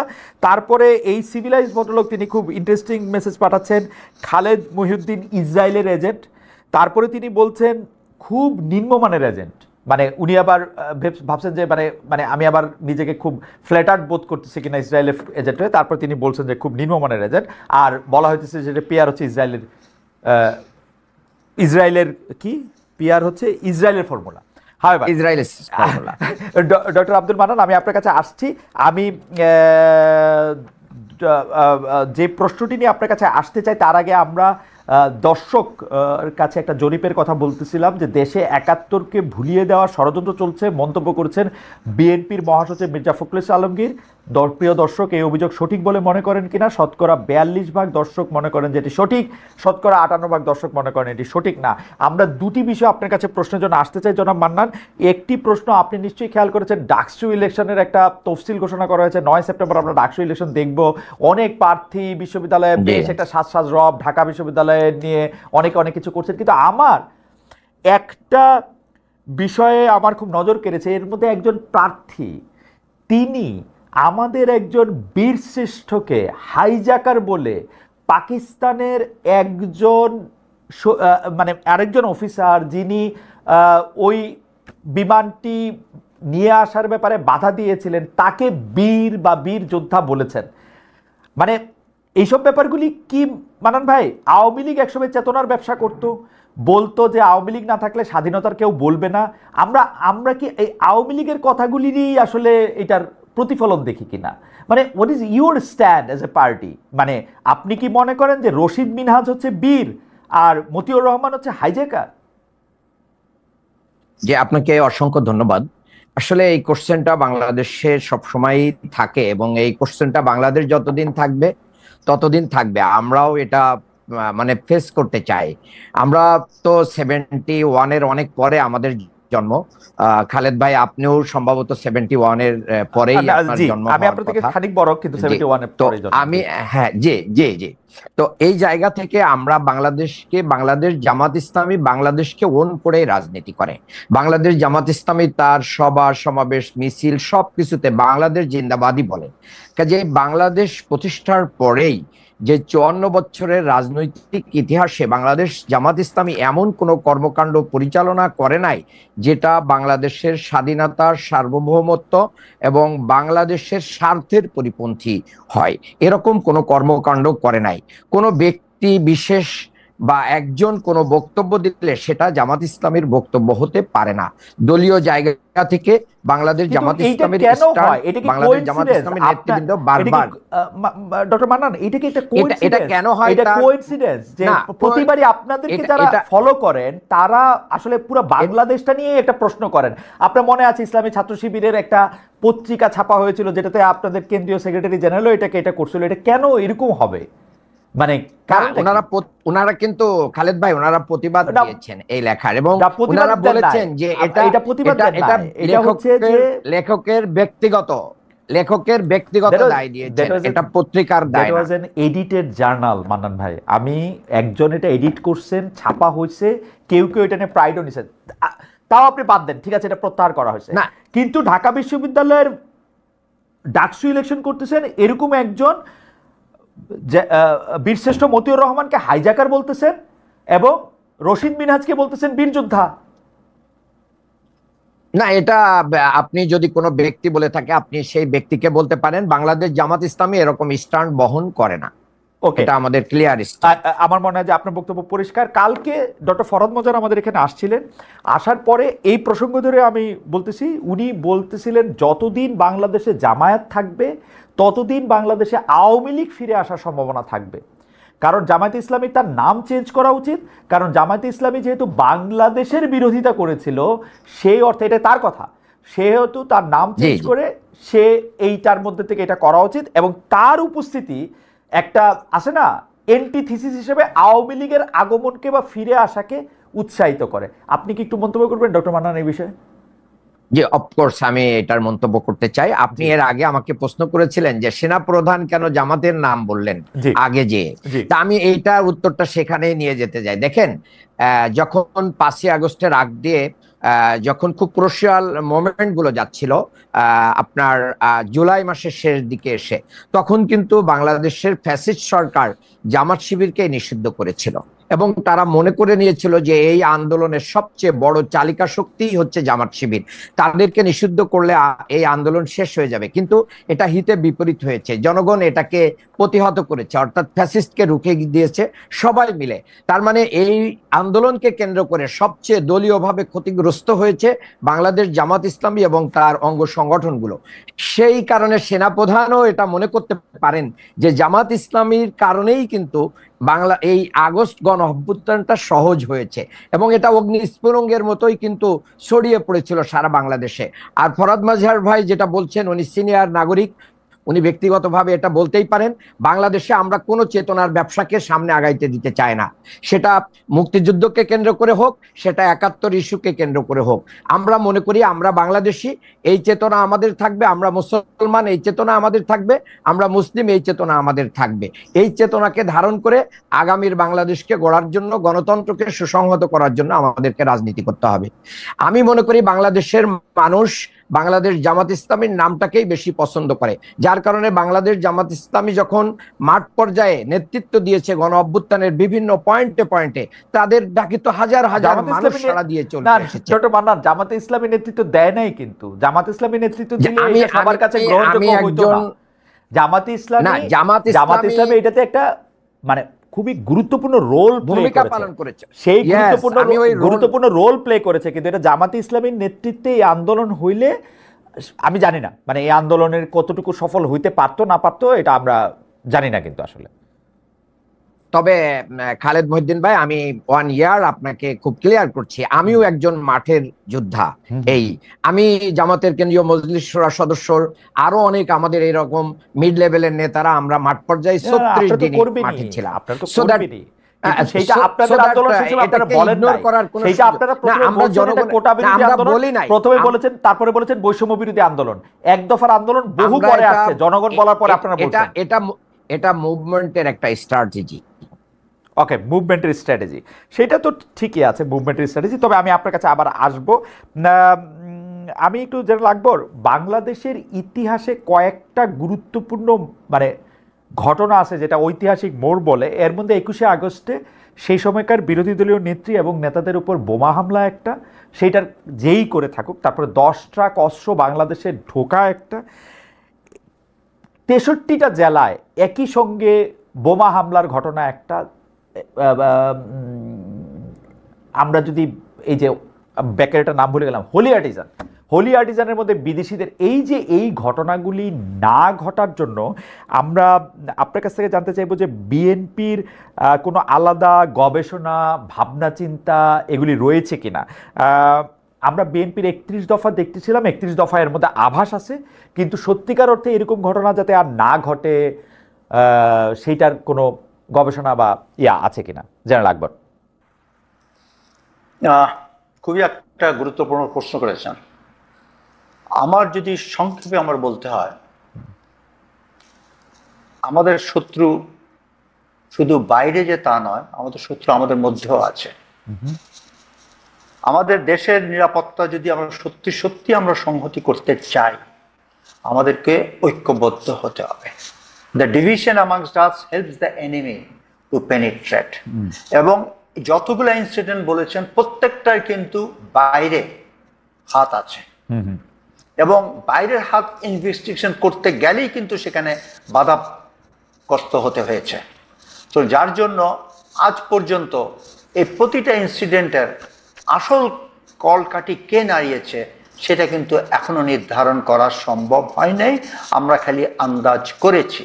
তো জাতি হিসাবে বেঁচে থাকতে হলে we have to have that unity, যে করেছে এইটা আমরা যদি বের করতে পারি। যে পিলখানা ঘটনা যে একটা ইনকোয়ারি হলো, ওর আপনার টার্মস অফ রেফারেন্স যদি দেখেন, সো মেনি রেস্ট্রিকশনস, এই করা যাবে না, এই করা যাবে না। কেন? একটা ইনকোয়ারি হয়েছে, ঘটনা যাদেরকে কমিটি হয়েছে তাদের শুড হ্যাভ একটা ফ্রি হ্যান্ড, কিন্তু এগুলো সবসময় করা হয়নি। কারণ আপনি আমি আমরা সবাই বুঝি এর পিছনে কার হাত ছিল, এবং সেই হাত যদি আমরা আইডেন্টিফাই না করতে পারি, সবসময় যদি আমরা উই রিমেইন ইন ইলিউশন যে হ্যাঁ কে করেছে এত জানার দরকার কি, তাহলে আমাদের এরকম ঘটনা ঘটতেই থাকবে। এবং আমাদের সব পার্টিকে এখানে একত্র হতে হবে, ঐক্যবদ্ধ হতে হবে। দেশের নিরাপত্তার খাতিরে কোনো ছাড় নেই, আমাদের ঐক্যবদ্ধই আমাদের শক্তি, এবং সেই শক্তি দিয়ে আমরা এইভাবে মোকাবেলা করতে হবে বলে আমি মনে করি। জেনারেল আকবর, আমি একটু, আপনি যেহেতু কালের সাক্ষী সেই ক্ষেত্রে আপনাকে একটু আমি 2004 সালে নিয়ে যেতে চাই। 21শে আগস্টে যখন গ্রেনেড হামলাটা হয়, তখন আপনার মনে থাকবে একটা বিচার বিভাগীয় তদন্ত কমিশন করা হয়েছিল 1 সদস্যের বিচারপতি জয়নুল আবেদিনকে নিয়ে। আমি জয়নুল আবেদিন সাহেবকে ইন্টারভিউ করেছিলাম, প্রথম আলোতে এটা ছাপাও হয়েছিল। জয়নুল আবেদিন সাহেব আমাকে, উনার রিপোর্ট ছাপা হওয়ার আগে উনি বলেছিলেন যে এতে বিদেশের হাত থাকতে পারে। আমি তাকে প্রশ্ন করেছিলাম বিদেশ কোনটা, উনি আমাকে সর্বোচ্চ ক্লু দেওয়ার জন্য বলছিলেন যে আমাদের সবচেয়ে কাছাকাছি দেশটাও বিদেশ, অর্থাৎ সীমানা পার হলেও বিদেশ। এই অবস্থার মধ্যে আপনি যেটাকে বলতেছেন যে এইটা ধরে না করে আমরা দেখলাম বিএনপি একটা জজ মিয়া, বিএনপি সরকার বলছে বলে আমি বলতেছি, বিএনপি একটা জজ মিয়া খাড়া করলো। ওই তদন্ত প্রতিবেদন মানে বিচার বিভাগীয় তদন্ত প্রতিবেদনটা একরকম কার্পেটের তলায় রাখা হইলো। তো তখন এইটা কেন করা হলো? মানে মানে আপনার কি মনে হয় যে 21শে আগস্টের এত বড় ঘটনা এবং তার কিছুদিন পরেই কিন্তু 10 ট্রাক, মানে এইটা কেন করা হইলো, এইটা আপনি কি একটু বুঝতে পারেন? মানে বিএনপির টিকি কোথায় বাধা ছিল আসলে? আমি একটা কথাই বলবো যে দেখেন, আমরা কেন জানি for nothing we are scared of our enemies. আমরা কেন জানি মনে করি আমাদের কতগুলো শক্তি আছে, সেই শক্তিটাকে আমরা ব্যবহার করতে চাচ্ছি না। We are the 8th largest population, we are not a small country, আমরা ছোট দেশ নই। 20 কোটি লোক, 8th লার্জেস্ট পপুলেশন। হ্যাঁ, আমাদের আরেকটা জিনিস বুঝতে হবে, অনেকে বলে আমরা সব দিক থেকে নাকি আমাদের পার্শ্ববর্তী দেশ দ্বারা বেষ্টনীতে ঢুকে পড়েছি। এটা can be strength, it can be also weakness. কারণ আমরা সব দিক থেকেই কিন্তু তাদেরও ইন্টারফেয়ার করতে পারি, তারা যেরকম আমাদের উপরে পারে। তা আমাদের যেই শক্তি আছে সেই শক্তিটাকে আমরা নিজেরাই রেকগনাইজ করি না। আমাদের 220 মিলিয়ন লোক হোমোজিনিয়াস, আমরা এটা এবং একই গোষ্ঠী। আমাদের এই যে আমি আপনার সাথে সম্পূর্ণ একমত। আমরা এটা পলিটিক্যালি ব্যবহার করি আমরা, কিন্তু সবগুলি সরকার, মানে আমি যতগুলি সরকারকে সবগুলি সরকার একই ধরনের তোষণ নীতি অনুসরণ করে। বিএনপি সময় আমরা দেখেছি সাইফুর রহমান জোর গলায় বলেছেন বাংলাদেশে গ্যাস নাকি ভারতে দিয়ে দিতে হবে, সবটা মাটির তলে রেখে লাভ কি। আর তারপরে এই 21শে আগস্টে গ্রেনেড হামলার ক্ষেত্রে বিচার বিভাগীয় কমিশনের রিপোর্ট থাকা সত্ত্বেও তারা এটাকে নিয়ে কিন্তু আসলে আগে বাড়েন নাই, আন্তর্জাতিক মহলে তারা কথা বলেন নাই। এই আওয়ামী লীগের কথা তো বলা বাহুল্য, আওয়ামী লীগের 15 বছরের কথা। ডক্টর ইউনূস সরকারও কিন্তু আওয়ামী লীগের সাথে কি কি চুক্তি ভারতের হয়েছে তারা এটা পাবলিকলি জানানো না, একটা জিনিস এটাও করে না। এটার মানে ঠিক আছে আপনি যেটা বললেন ইন্ডিয়া বড় দেশ, কিন্তু বাংলাদেশও তো আসলে অত ছোট না যত ছোট আমরা এটাকে করি দেখাই। আমার এই উত্তরে আমি একটা কথা বলবো, দেখেন মালদ্বীপ কত একটা ছোট দেশ, শ্রীলঙ্কা আমাদের কত ছোট দেশ, নেপাল কত ছোট দেশ, সেই তুলনায় বাংলাদেশ সব দিক থেকেই কিন্তু আমরা শক্তিশালী। আমরা যদি আমাদের নিজেদের শক্তিটাকে ব্যবহার করতে না চাই, এবং এই শক্তির ব্যবহারের ডিসিশনটাই আসতে হবে from the political leaders. Political লিডাররা যদি ঐক্যবদ্ধ হয়ে আমাদের শক্তি আছে সেটা ব্যবহার করতে চায়, আমরা মনে হয় আমরা নিজের পায়ে দাঁড়াতে পারবো। এই পুরানো যে ন্যারেটিভ বারে বারে আমরা ইউজ করি, এই ন্যারেটিভ থেকে বেরিয়ে আসতে পারবো। আমরা একটা স্বাধীন সার্বভৌমত্ব দেশ, আমার যেই চাওয়া আমার যেই পাওয়া, বাংলাদেশ ফার্স্ট, আমরা সবসময় আমাদের সব নীতিতেই এইটা ব্যবহার করতে হবে। তাহলে আমরা সসম্মানে পৃথিবীতে বিভিন্ন দেশের অঙ্গনে আমরা মাথা উঁচু করে দাঁড়াতে পারবো, এটা আমার দৃঢ় বিশ্বাস। এবং আমি এর জন্য অবশ্যই আমি সব পলিটিক্যাল পার্টি, শুধু বিএনপি নয়, সবারই দায়িত্ব, সময় এসেছে আমরা we must stand on our own feet. Okay okay, আমরা একটু ডক্টর মান্নান আপনার কাছে আসতে চাই। তার আগে আমাদের একজন দর্শক, তার নাম আসলম আহমেদ, তিনি বলছেন খালেদ ভাই জামাতে ইসলামের, শ্রদ্ধেয় খালেদ ভাই, জামাতে ইসলামের ক্ষতি আপনাদের মতো সাংবাদিকরা সব থেকে বেশি করেন। আচ্ছা ঠিক আছে, এটা মানলাম, কিন্তু ঘটনা হচ্ছে যে ডক্টর মান্নান, আমাদের প্রশ্ন ছিল যে আজকে দৈনিক যুগান্তরের একটা প্রিন্ট ভার্সনের প্রধান খবর হচ্ছে নির্বাচনী জোট গঠনের চেষ্টায় জামায়াত, অধিকাংশ ইসলামী দলের না। আমি কিন্তু মাঠের রিপোর্টার হিসেবে জানি ইসলামী দলগুলি আপনাদের জামায়াত ইসলামীকে মন থেকে অপছন্দ করেন, আপনাদেরকে একটা শোধনবাদী ইসলামী দল মনে করেন আপনারা আসলে ইসলামের যেটাকে হচ্ছে উনারা যে শব্দটা ব্যবহার করেন ইসলামের আকীদা আসলে সঠিকভাবে ধারণ করেন না, এবং আপনারা আসলে ইসলামী দলই না। আপনার একটু মন্তব্য একটু শুনতে চাই ডক্টর মান্নান। জি, আমি শুরুতে এই বিষয়ে খুব ক্লিয়ার কথা বলতে চাই। এটা জামাত ইসলামের প্রতিষ্ঠা কাল থেকে এই পর্যন্ত অনেকে এই অপবাদ দিয়ে আসতেছে, কিন্তু যারা অপবাদগুলো দেন তারা নিজেদেরকে জনগণের কাছে ইসলামী দল হিসেবে প্রুফ করতে পারেন নাই। এটা একটা বড় ব্যর্থতা তাদের। তারা তাদের নিজেদের স্বার্থ সিদ্ধি এবং অন্যান্য কাজের জন্য তারা কাজ করেন, এটা জনগণ এটা বিশ্বাসই করে। 2 নম্বর কথা হচ্ছে, যারা আগে থেকে এগুলো না বুঝে করতো তারা এখন কিন্তু এগুলো বলা বন্ধ করেছে। আপনি সম্প্রতি যদি দেখেন বাংলাদেশে জামাত ইসলামীকে যারা অনেক বেশি বিরোধিতা করেছে, ইসলামী আন্দোলন, তারা তো আমরা একই সাথেই কাজ করছি, এখন একই মঞ্চে যাচ্ছি, তাদের মঞ্চেও আমরা যাই, তারাও আমাদের মঞ্চে আসছেন। সম্প্রতি একটা সেমিনারে তারা আমাদের সাথে এসেছেন, অন্যরাও এসেছেন। আমি তো মনে করি সর্বশেষ একটা সেমিনারে আমাদের এখানে অনেকগুলো ইসলামী দল এসেছেন। কাজেই ইসলামী দলের না, এটা হচ্ছে একটা টার্ম দিয়ে মানুষের কাছে এটাকে নেগেটিভলি উপস্থাপনা। আমি মনে করি যে ইসলামী দলগুলোর যে ঐক্য হতে যাচ্ছে সেই ঐক্যটা আরো সুসংহত হতে যাচ্ছে। এই জন্য আপনি এটা যত নিউজ করে আমাদেরকে খাটো করার চেষ্টা করেন। মান্নান ভাই, আপনি যত সহজে এটা বললেন, ওই যে দর্শক বলছে যে আপনারা জামাত ইসলামের ক্ষতি করেন সাংবাদিকরা, তাদের কাছে এটা একটু গেল বলে মনে হলো, মানে আমাদের কাছে এটা আসলো, কিন্তু আপনি শুধু মনে করে দেখেন এই ইসলামী শাসনতন্ত্র আন্দোলন থেকে শুরু করে বাকি যারা আসেন, চরমনায়ের পীর সাহেব থেকে শুরু করে জনাব এনাতুল্লাহ আব্বাসী থেকে শুরু করে, মানে আপনি যাকে দিয়ে বলবেন তারা জামাতে ইসলামী সম্পর্কে আসলে কি মনোবাসনা পোষণ করেন। এই যে মানে আমি হেফাজত ইসলামের অনেক নেতার কথা বলতে পারি, প্রয়াত মরহুম জনাব আহমদ শফির কথা বলতে পারি। না ঠিক আছে, এটা বাংলাদেশে বহু নেতাদের কথা আমিও বলতে পারি। জি জি, যে তারা দেখেন বাংলাদেশের একজন বড় আলেম আলেম ছিলেন হাফিজি হুজুর। জি উনি একসময় রাজনীতিকে হারাম মনে করতেন, কিন্তু উনি রাজনীতি তওবানামা বই লিখে উনি রাজনীতিকে জায়েজ মনে, অর্থাৎ ইসলামের যে জিনিসগুলো আছে সেগুলো জামাত ইসলামী যত আগে থেকেই মনে করে, অনেকের বুঝতে সেটা অনেক দেরি লেগে গেছে। এবং আমি মনে করি বাংলাদেশে যত দিন যাবে তত জামাত ইসলামীকে বোঝা আরো ওকে ইসলামী দলগুলোর জন্য সহজ হবে, আমাদের কাছাকাছি আসবে, দূর থেকে এর সমালোচনা করবে না। আরেকটা জিনিস আমি মনে করি, মানুষ হিসেবে আমরা এখানে তিনজন আছি, আমরা কেউ ভুলের ঊর্ধ্বে না, আমাদের ভুল ত্রুটি থাকতেই পারে। আমাদের আমিরে জামাত সহ নেতৃবৃন্দ বলেন আমাদের যদি কোনো ত্রুটি থাকে আপনারা ধরিয়ে দেন, আমরা এগুলোকে সংশোধন করব।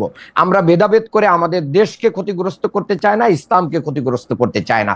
ভেদাভেদের রাজনীতি বন্ধ করে আমরা এগিয়ে যেতে চাই। আপনি জানেন যে ইসলামে 4টা মাযহাব আছে, এই 4 মাযহাব কিন্তু ভিন্ন ভিন্ন ইবাদত করলেও একটা প্রশ্নে, দিনের প্রশ্নে আমরা সবাই এক। কাজে এই ভিন্ন ভিন্ন ভাবে আমাদের ইবাদত বندگی চলতে পারে, ভিন্ন মত থাকতে পারে, তার অর্থ এই না যে আমরা মুসলমানিত্বের প্রশ্নে, ইসলামের প্রশ্নে আমরা আলাদা। ইসলামী দলগুলোর জোট কি তাহলে হচ্ছে আপনাদের সঙ্গে? আমরা আশাবাদী ইনশাআল্লাহ। আপনারা আশাবাদী। আর এনসিপির সঙ্গে কোনো আলোচনা কি হচ্ছে আপনাদের? আমি মনে করি শুধু এনসিপি নয়, বাংলাদেশে যারা মানে দুর্নীতিকে না বলবে, বাংলাদেশে চাঁদাবাজি, দখলবাজি, লুটতরাজি এবং মানে আপনার কি বলবো যে বিএনপি বাদে সবাই, ফ্যাসিবাদী রাজনীতির যে, না বিএনপি বলছি না, বিএনপি বাদে সবাই, বিএনপির সবাই চাঁদাবাজি, বিএনপির সবাই চাঁদাবাজি করে না, দুর্নীতি করে না, অন্যায় করে না, গুটি কয়েক লোক করে। এই গুটি কয়েক লোক যাদের কারণে বিএনপির কি হচ্ছে, বদনাম হচ্ছে। দল হিসেবে বিএনপি হয়তো তারেক রহমান সাহেব দেশে আসলে আরো ভালো পদক্ষেপ নিতে পারতেন, তারপরেও 5,000 লোককে ওনারা কিন্তু কি করেছেন, মানে বহিষ্কার করেছেন, সাসপেন্ড করেছেন। আমি মনে করি যে বিএনপির এই বোধোদয় হবে এবং তারা এই জাতীয় যারা দুষ্ট চরিত্রের আছে তাদেরকে তাদের বিরুদ্ধে ব্যবস্থা নিয়ে বাংলাদেশের একটা নতুন ধারার রাজনীতি উপহার দিবে। এই জোট যদি হয় ইসলামী দলগুলির সাথে, এনসিপির সাথে, তখন আপনারা আর পিআর সিস্টেম না হলে ইলেকশনে যাবেন না, এটার বলবেন না তো? না, আমরা জোট হলেও পিআর সিস্টেম চাই, জোট না হলেও পিআর সিস্টেম চাই, এবং আমরা পিআর সিস্টেম চাইতে থাকবো ইনশাআল্লাহ। আমরা পিআর সিস্টেম চাইতে থাকবো ইনশাআল্লাহ। সরি, আমার এখানে বিদ্যুৎ চলে গেছে একটু। হ্যাঁ, অসুবিধা নাই, আমরা আপনার কথা শুনতে পাচ্ছি। পিআর সিস্টেম আমরা একদিনের যতদিন ইলেকশনে যাবেন না, প্রতিষ্ঠিত না হয়, পিআর সিস্টেম ছাড়া ইলেকশনে যাবেন না। আমরা সেইটা বলি নাই, আমাদের নেতা গতকালকে ইলেকশন কমিশন থেকে আলোচনা করে এসে বলেছেন যে সেটা বলার সময় এখনো আসেনি যে আমরা যাব কি যাব না, তবে এদেশে পিআর সিস্টেম প্রতিষ্ঠা করার জন্য আমাদের আন্দোলন অব্যাহত থাকবে। আচ্ছা, ঠিক আছে। মানে যাবেন কি যাবেন না এটা এখনো বলেন নাই, মানে আপনারা মানে দুটি বলার সময় আসে নাই, দুটি সম্ভাবনার ক্ষেত্রে ওপেন রাখতেছেন, তাই তো? গাছেরটাও তলারটাও না। আমরা চাচ্ছি যে বাংলাদেশের মানুষ যত বেশি এটাকে ওন করবে, ততই এই অন্তর্বর্তী সরকার এবং বিএনপির উপরে চাপ সৃষ্টি হবে এবং তারা এই পিআর সিস্টেম দিতে বাধ্য হবে। আচ্ছা, আমি একটু যারা লাগবে আপনার কাছে আসে চাই, ভারত সরকার নিয়ে আপনি কথা বলেছেন আমার আগের প্রশ্নে। ভারত সরকারের বিরুদ্ধে অভিযোগ, তারা এখনো যেহেতু আওয়ামী লীগকে আশ্রয় প্রশ্রয় দিচ্ছে, অন্তর্বর্তী সরকারকে ঠিক মানতে পারছে না, এরকমও মনে হচ্ছে। সেক্ষেত্রে অনেকেই বলছেন যে ডক্টর ইউনূসের এই সরকার পাকিস্তান ও চীনের দিকে একটু বেশি ঝুঁকে পড়ছে বা ঝুঁকে পড়তে চাচ্ছে। পাকিস্তানের একের পর এক মন্ত্রী বাংলাদেশ সফর করছেন, সামনেও আসবেন।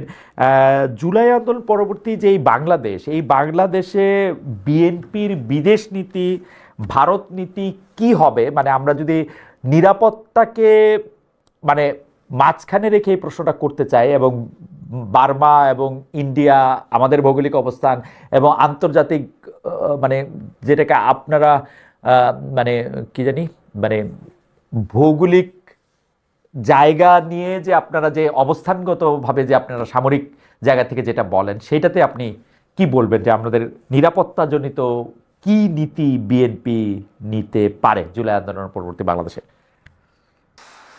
প্রথমত হচ্ছে আমরা একটা স্বাধীন সার্বভৌমত্ব দেশ, এবং স্বাধীন সার্বভৌমত্ব দেশে টিকতে থাকতে হলে আমি মনে করি দুইটা জিনিসের সমন্বয় খুবই প্রয়োজন, যেটা জেনারেল জিয়া কিন্তু চেষ্টা করেছিলেন, উনি অকালে মৃত্যু অ্যাসেসিনেট যাওয়ার পরে উনি এটা বাস্তবায়ন পুরোপুরি করতে পারেন। সেটা হলো ডিফেন্স অ্যান্ড ডিপ্লোমেসি।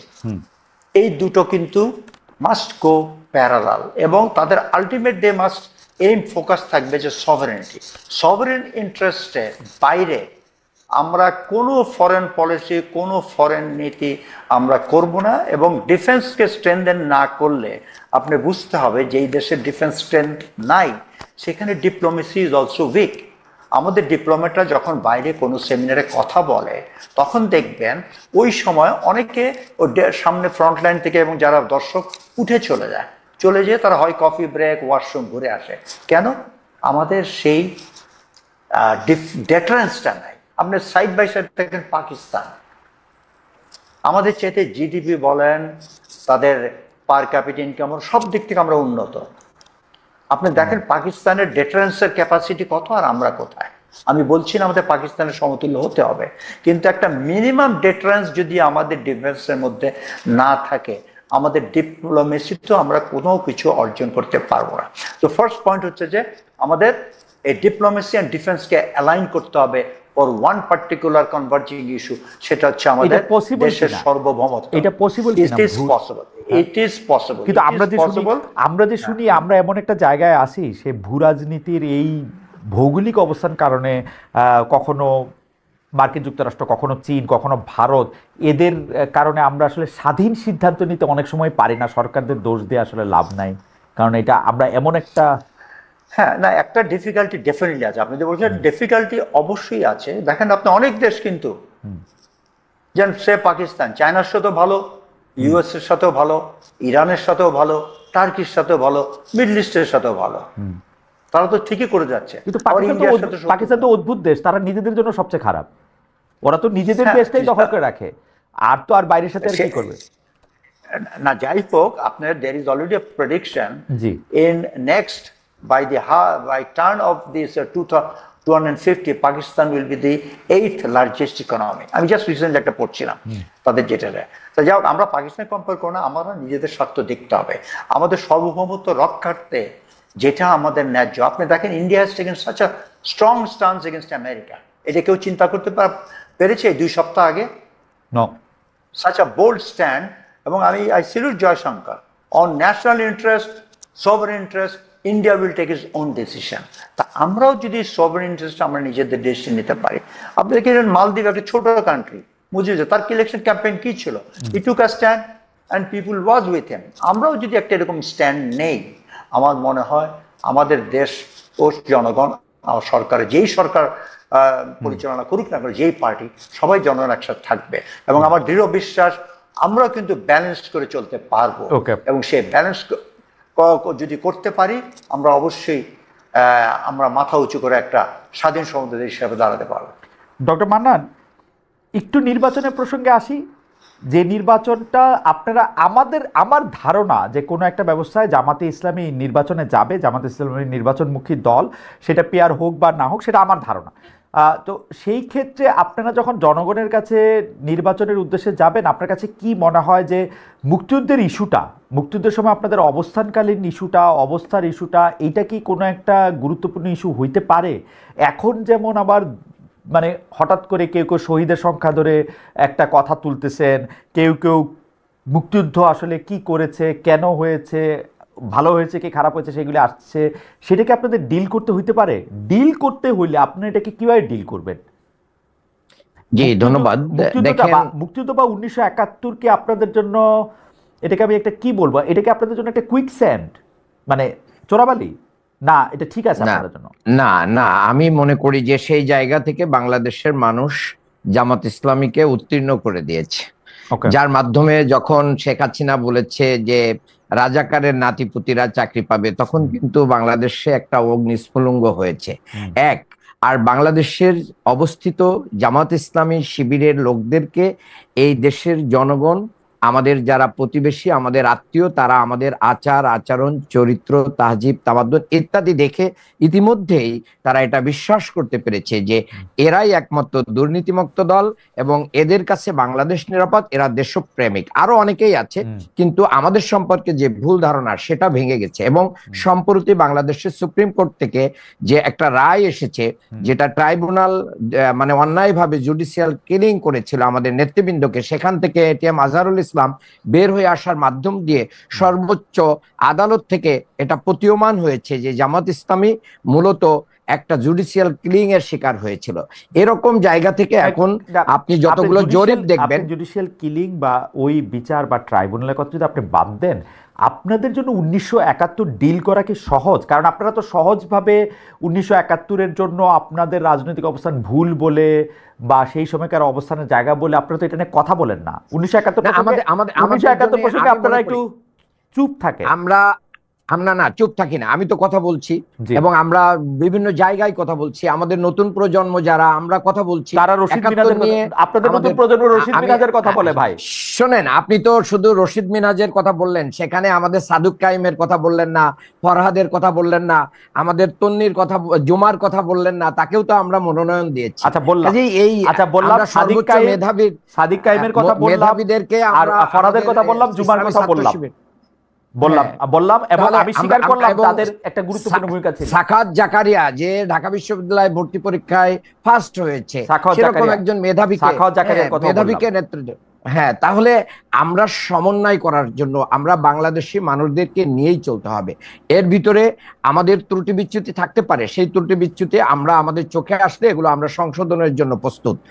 আর যে কথাটি আপনাকে একজন দর্শক বলেছে, ইসরায়েল বা আপনাকেও ইসরায়েলের পক্ষভুক্ত করেছে, আমি মনে করি আমি জামাতের পক্ষভুক্ত, সেজন্য আমিও ইসরায়েলের পক্ষভুক্ত। নিম্নমানের যারা, আপনি হচ্ছেন উচ্চমানের, আমি হচ্ছি নিম্নমানের। শোনেন, বাংলাদেশে এটা একটা চালিয়ে দেওয়ার রাজনীতি আছে, চালিয়ে দাও। জামাত শিবিরের ক্ষেত্রে অনেক কিছু চালিয়ে দেওয়া যায়, কেউ পক্ষে না গেলে তাকে জামাত শিবির বলে দিলে একটা বড় ধরনের স্পেস পাওয়া যায়। আমি মনে করি যে এটা সেরকম একটা কিছু। আর 71 আমাদের জন্য ফ্যাক্ট হবে না। আমি ছোট্ট 2 সেকেন্ড বলতে চাই এই ব্যাপারে। সেটা হচ্ছে যে দেখেন, এই ইস্যু থাকার পরেও যতগুলো জরিপ রিসেন্টলি এসেছে, সবগুলো জরিপে জামাত ইসলামীর আগের অবস্থানের চেয়ে ভোটের পার্সেন্টেজ অনেক বৃদ্ধি পেয়েছে। এটা বাংলাদেশে দীর্ঘদিন থেকে বাংলাদেশ জামাত ইসলামীর আদর্শবাদী রাজনীতির কারণেই হয়েছে এবং সকল প্রতিকূলতার বিরুদ্ধে দাঁড়িয়ে আমরা এদেশেই অবস্থান করেছি, এদেশের মানুষের সাথে থেকেছি, মাটির সাথে ছেড়েছি, আমরা এই দেশকেই ওন করেছি। ওকে, আমরা যে প্রশ্নটি এখন জেনারেল আকবরকে আমরা শুনতে পাচ্ছি না। জেনারেল আকবরের কি সংযোগটা কি শোনা যাচ্ছে না? এখন শোনা যাচ্ছে। জেনারেল আকবর, আপনি কি? জি বলেন প্লিজ। আমি একটা কথাই বলতে চাই ডক্টর মান্নানকে আশ্বস্ত করার জন্য যে ইনশাল্লাহ ইলেকশন হবে এবং ইনশাল্লাহ জামাত ইসলামও ইলেকশনে অংশগ্রহণ করবে। যে আমি খুবই আশাবাদী। আমার মনে হয় যে আমিও জেনারেল আকবরের সাথে একই সাথে আশাবাদী যে আমার কাছে, আমি মান্নান সাহেব আপনার কাছে আসবো, ডক্টর মান্নান আমি আপনার কাছে আসবো। আমি নির্বাচনের প্রসঙ্গে আমার শেষ প্রশ্ন, আমি যে প্রশ্ন জেনারেল আকবরকে করতেছি সেই প্রশ্নটা আসলে ডক্টর মান্নানের জন্য, কিন্তু জেনারেল আকবরকে শুনে আমরা ডক্টর মান্নানের কাছে আসি।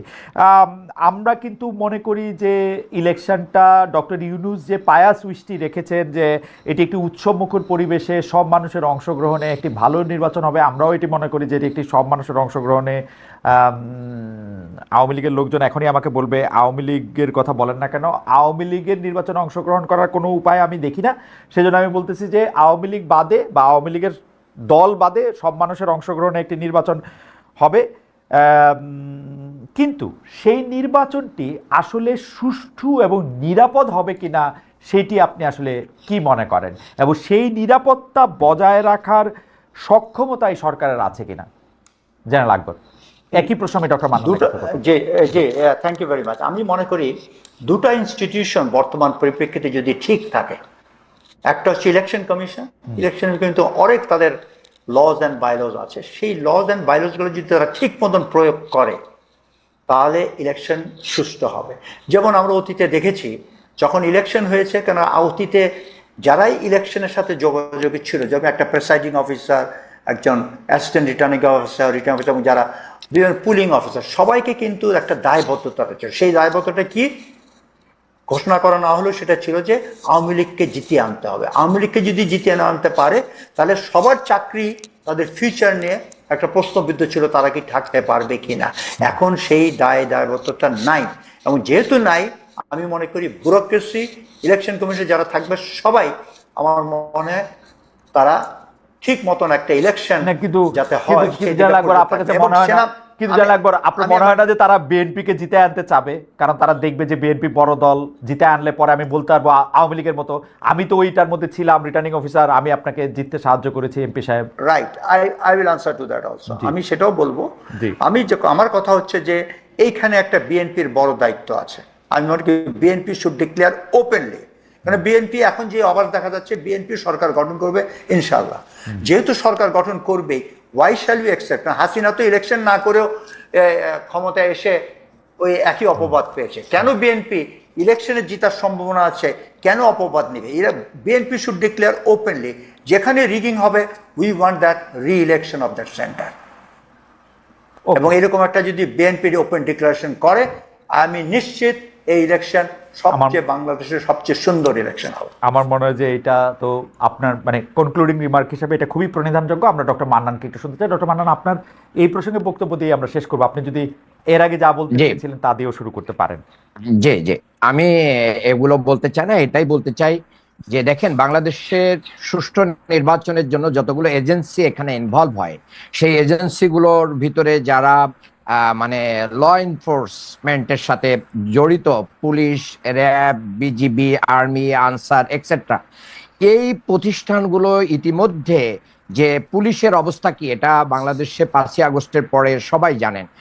র্যাব তার আগেই রেড মার্কে চলে গেছে, ব্ল্যাক লিস্টে চলে গেছে, তাদের অবস্থান কি? বিজিবির অবস্থাও অনেকটা প্রশ্নবিদ্ধ করে গেছেন জেনারেল আজিজ। এরপরে আনসার, তারা বিভিন্ন আন্দোলন সংগ্রাম করে এদেশের মানুষের মানে সেই আস্থাটা অর্জন করতে পারেন নাই। আর্মি আছে আমাদের পাশে, কিন্তু বাংলাদেশে আপনি জানেন যে অপারেশন ডেভিল হান্ট চলতেছে 8 ফেব্রুয়ারি থেকে এই পর্যন্ত। কিন্তু বাংলাদেশে আইন শৃঙ্খলার যেখানেই অবনতি হচ্ছে, সেই জায়গাটাতে পরিপূর্ণভাবে রিকভারি করার জন্য আমাদের আইন শৃঙ্খলা বাহিনী এরকম কিছু করতে পারছেন না। সম্প্রতি গোপালগঞ্জে যে একটা ভয়াবহ ঘটনা ঘটে গেল, সেখানে সেনাবাহিনীর একবারে সরাসরি হস্তক্ষেপ এবং গোলাগুলির মাধ্যম দিয়েই কিন্তু এনসিপির নেতাদেরকে উদ্ধার করা লাগছে। তাহলে আমাদের বাংলাদেশের আইন শৃঙ্খলা বাহিনীর কি সক্ষমতা আছে, এটা এখনো কিন্তু আমাদের কাছে পরিষ্কার না। 2 নাম্বার কথা হচ্ছে যে আমাদের আরো যে জায়গাগুলো আছে, যে বিজেপি সহ, তার মানে তো জামাতে ইসলামী তো একদম স্পষ্ট এই কথাগুলি আমি আপনাদের শীর্ষ নেতৃবৃন্দের কাছেও শুনি। আরেকটা আপনারা তো ইলেকশন আগামী 3-4 বছরে হইতে পারবে এরকমই তো মনে করেন না? এখানে আরেকটা প্রশ্ন খুব ইম্পর্টেন্ট, সেটা ভাই একটু বলেছেন, কিন্তু আমি সেটাকে আরেকটু, যেখানে আমাদের হাবিব ভাইরা বলেন যে দাড়িপাল্লায় ভোট দিলে তার জিহ্বা কেটে নেওয়া হবে, অমুককে দেখে নেওয়া হবে, অমুককে এই করা হবে। তো প্রশাসন তো যদি মনে করে যে বিএনপি ক্ষমতায় চলে আসছে, তাহলে তো তারা আরো 2 পা, মানে এটা একটা নিয়ম আছে যে তুমি যদি 1 পা আসো আমি 10 পা যাব। তো বিএনপি এই কথা বলার অর্থ হচ্ছে যে প্রশাসনের সকল কিছু আরো 10 পায়ে গিয়ে বিএনপির দিকে যাবে। তাহলে সুষ্ঠু নির্বাচনের ক্ষেত্রে বিএনপি একটা বড় অন্তরায় হিসেবে দাঁড়াচ্ছে, তাদের অ্যাক্টিভিটিস, তাদের কর্মকাণ্ড। কারণ বিএনপির দ্বারা যত অন্যায় হচ্ছে, চাঁদাবাজি হচ্ছে, লুটতরাজ হচ্ছে, খুন হচ্ছে এবং অন্যান্য অবিচার হচ্ছে, সেইগুলো বাংলাদেশের আইন শৃঙ্খলা বাহিনী এখনো পর্যন্ত নিরপেক্ষভাবে কোনো অ্যাকশন নিতে পারছে না। এটাই ডক্টর বানান, আপনারা যেটা বলতেছেন, এখন বিএনপি ক্ষমতায় কিন্তু নাই। আসলে ডক্টর ইউনূস সরকার আসে 1.5 বছর ধরে। আমরা যে একটা তত্ত্বাবধায়ক সরকারের কথা বলি এবং জামায়াতে ইসলামী যে দাবি করে তত্ত্বাবধায়ক সরকার ব্যবস্থার রূপকার তারা, তো একটা তত্ত্বাবধায়ক সরকার ব্যবস্থা মানে ডক্টর ইউনূস সরকার আছে যিনি ইলেকশনে অংশ নেবেন না, যিনি বাংলাদেশের সবচেয়ে শ্রদ্ধেয় নাগরিকের একজন, উপদেষ্টারা আছেন। তারপর আপনারা বলতেছেন যে বিএনপি মানে সব জায়গায়, মানে এটা কেমন না? মানে আপনারা কি চান? ইলেকশনে কি এখন ডক্টর শফিকুর রহমান সরকার প্রধান থাকবে, তারপরে ইলেকশন হবে?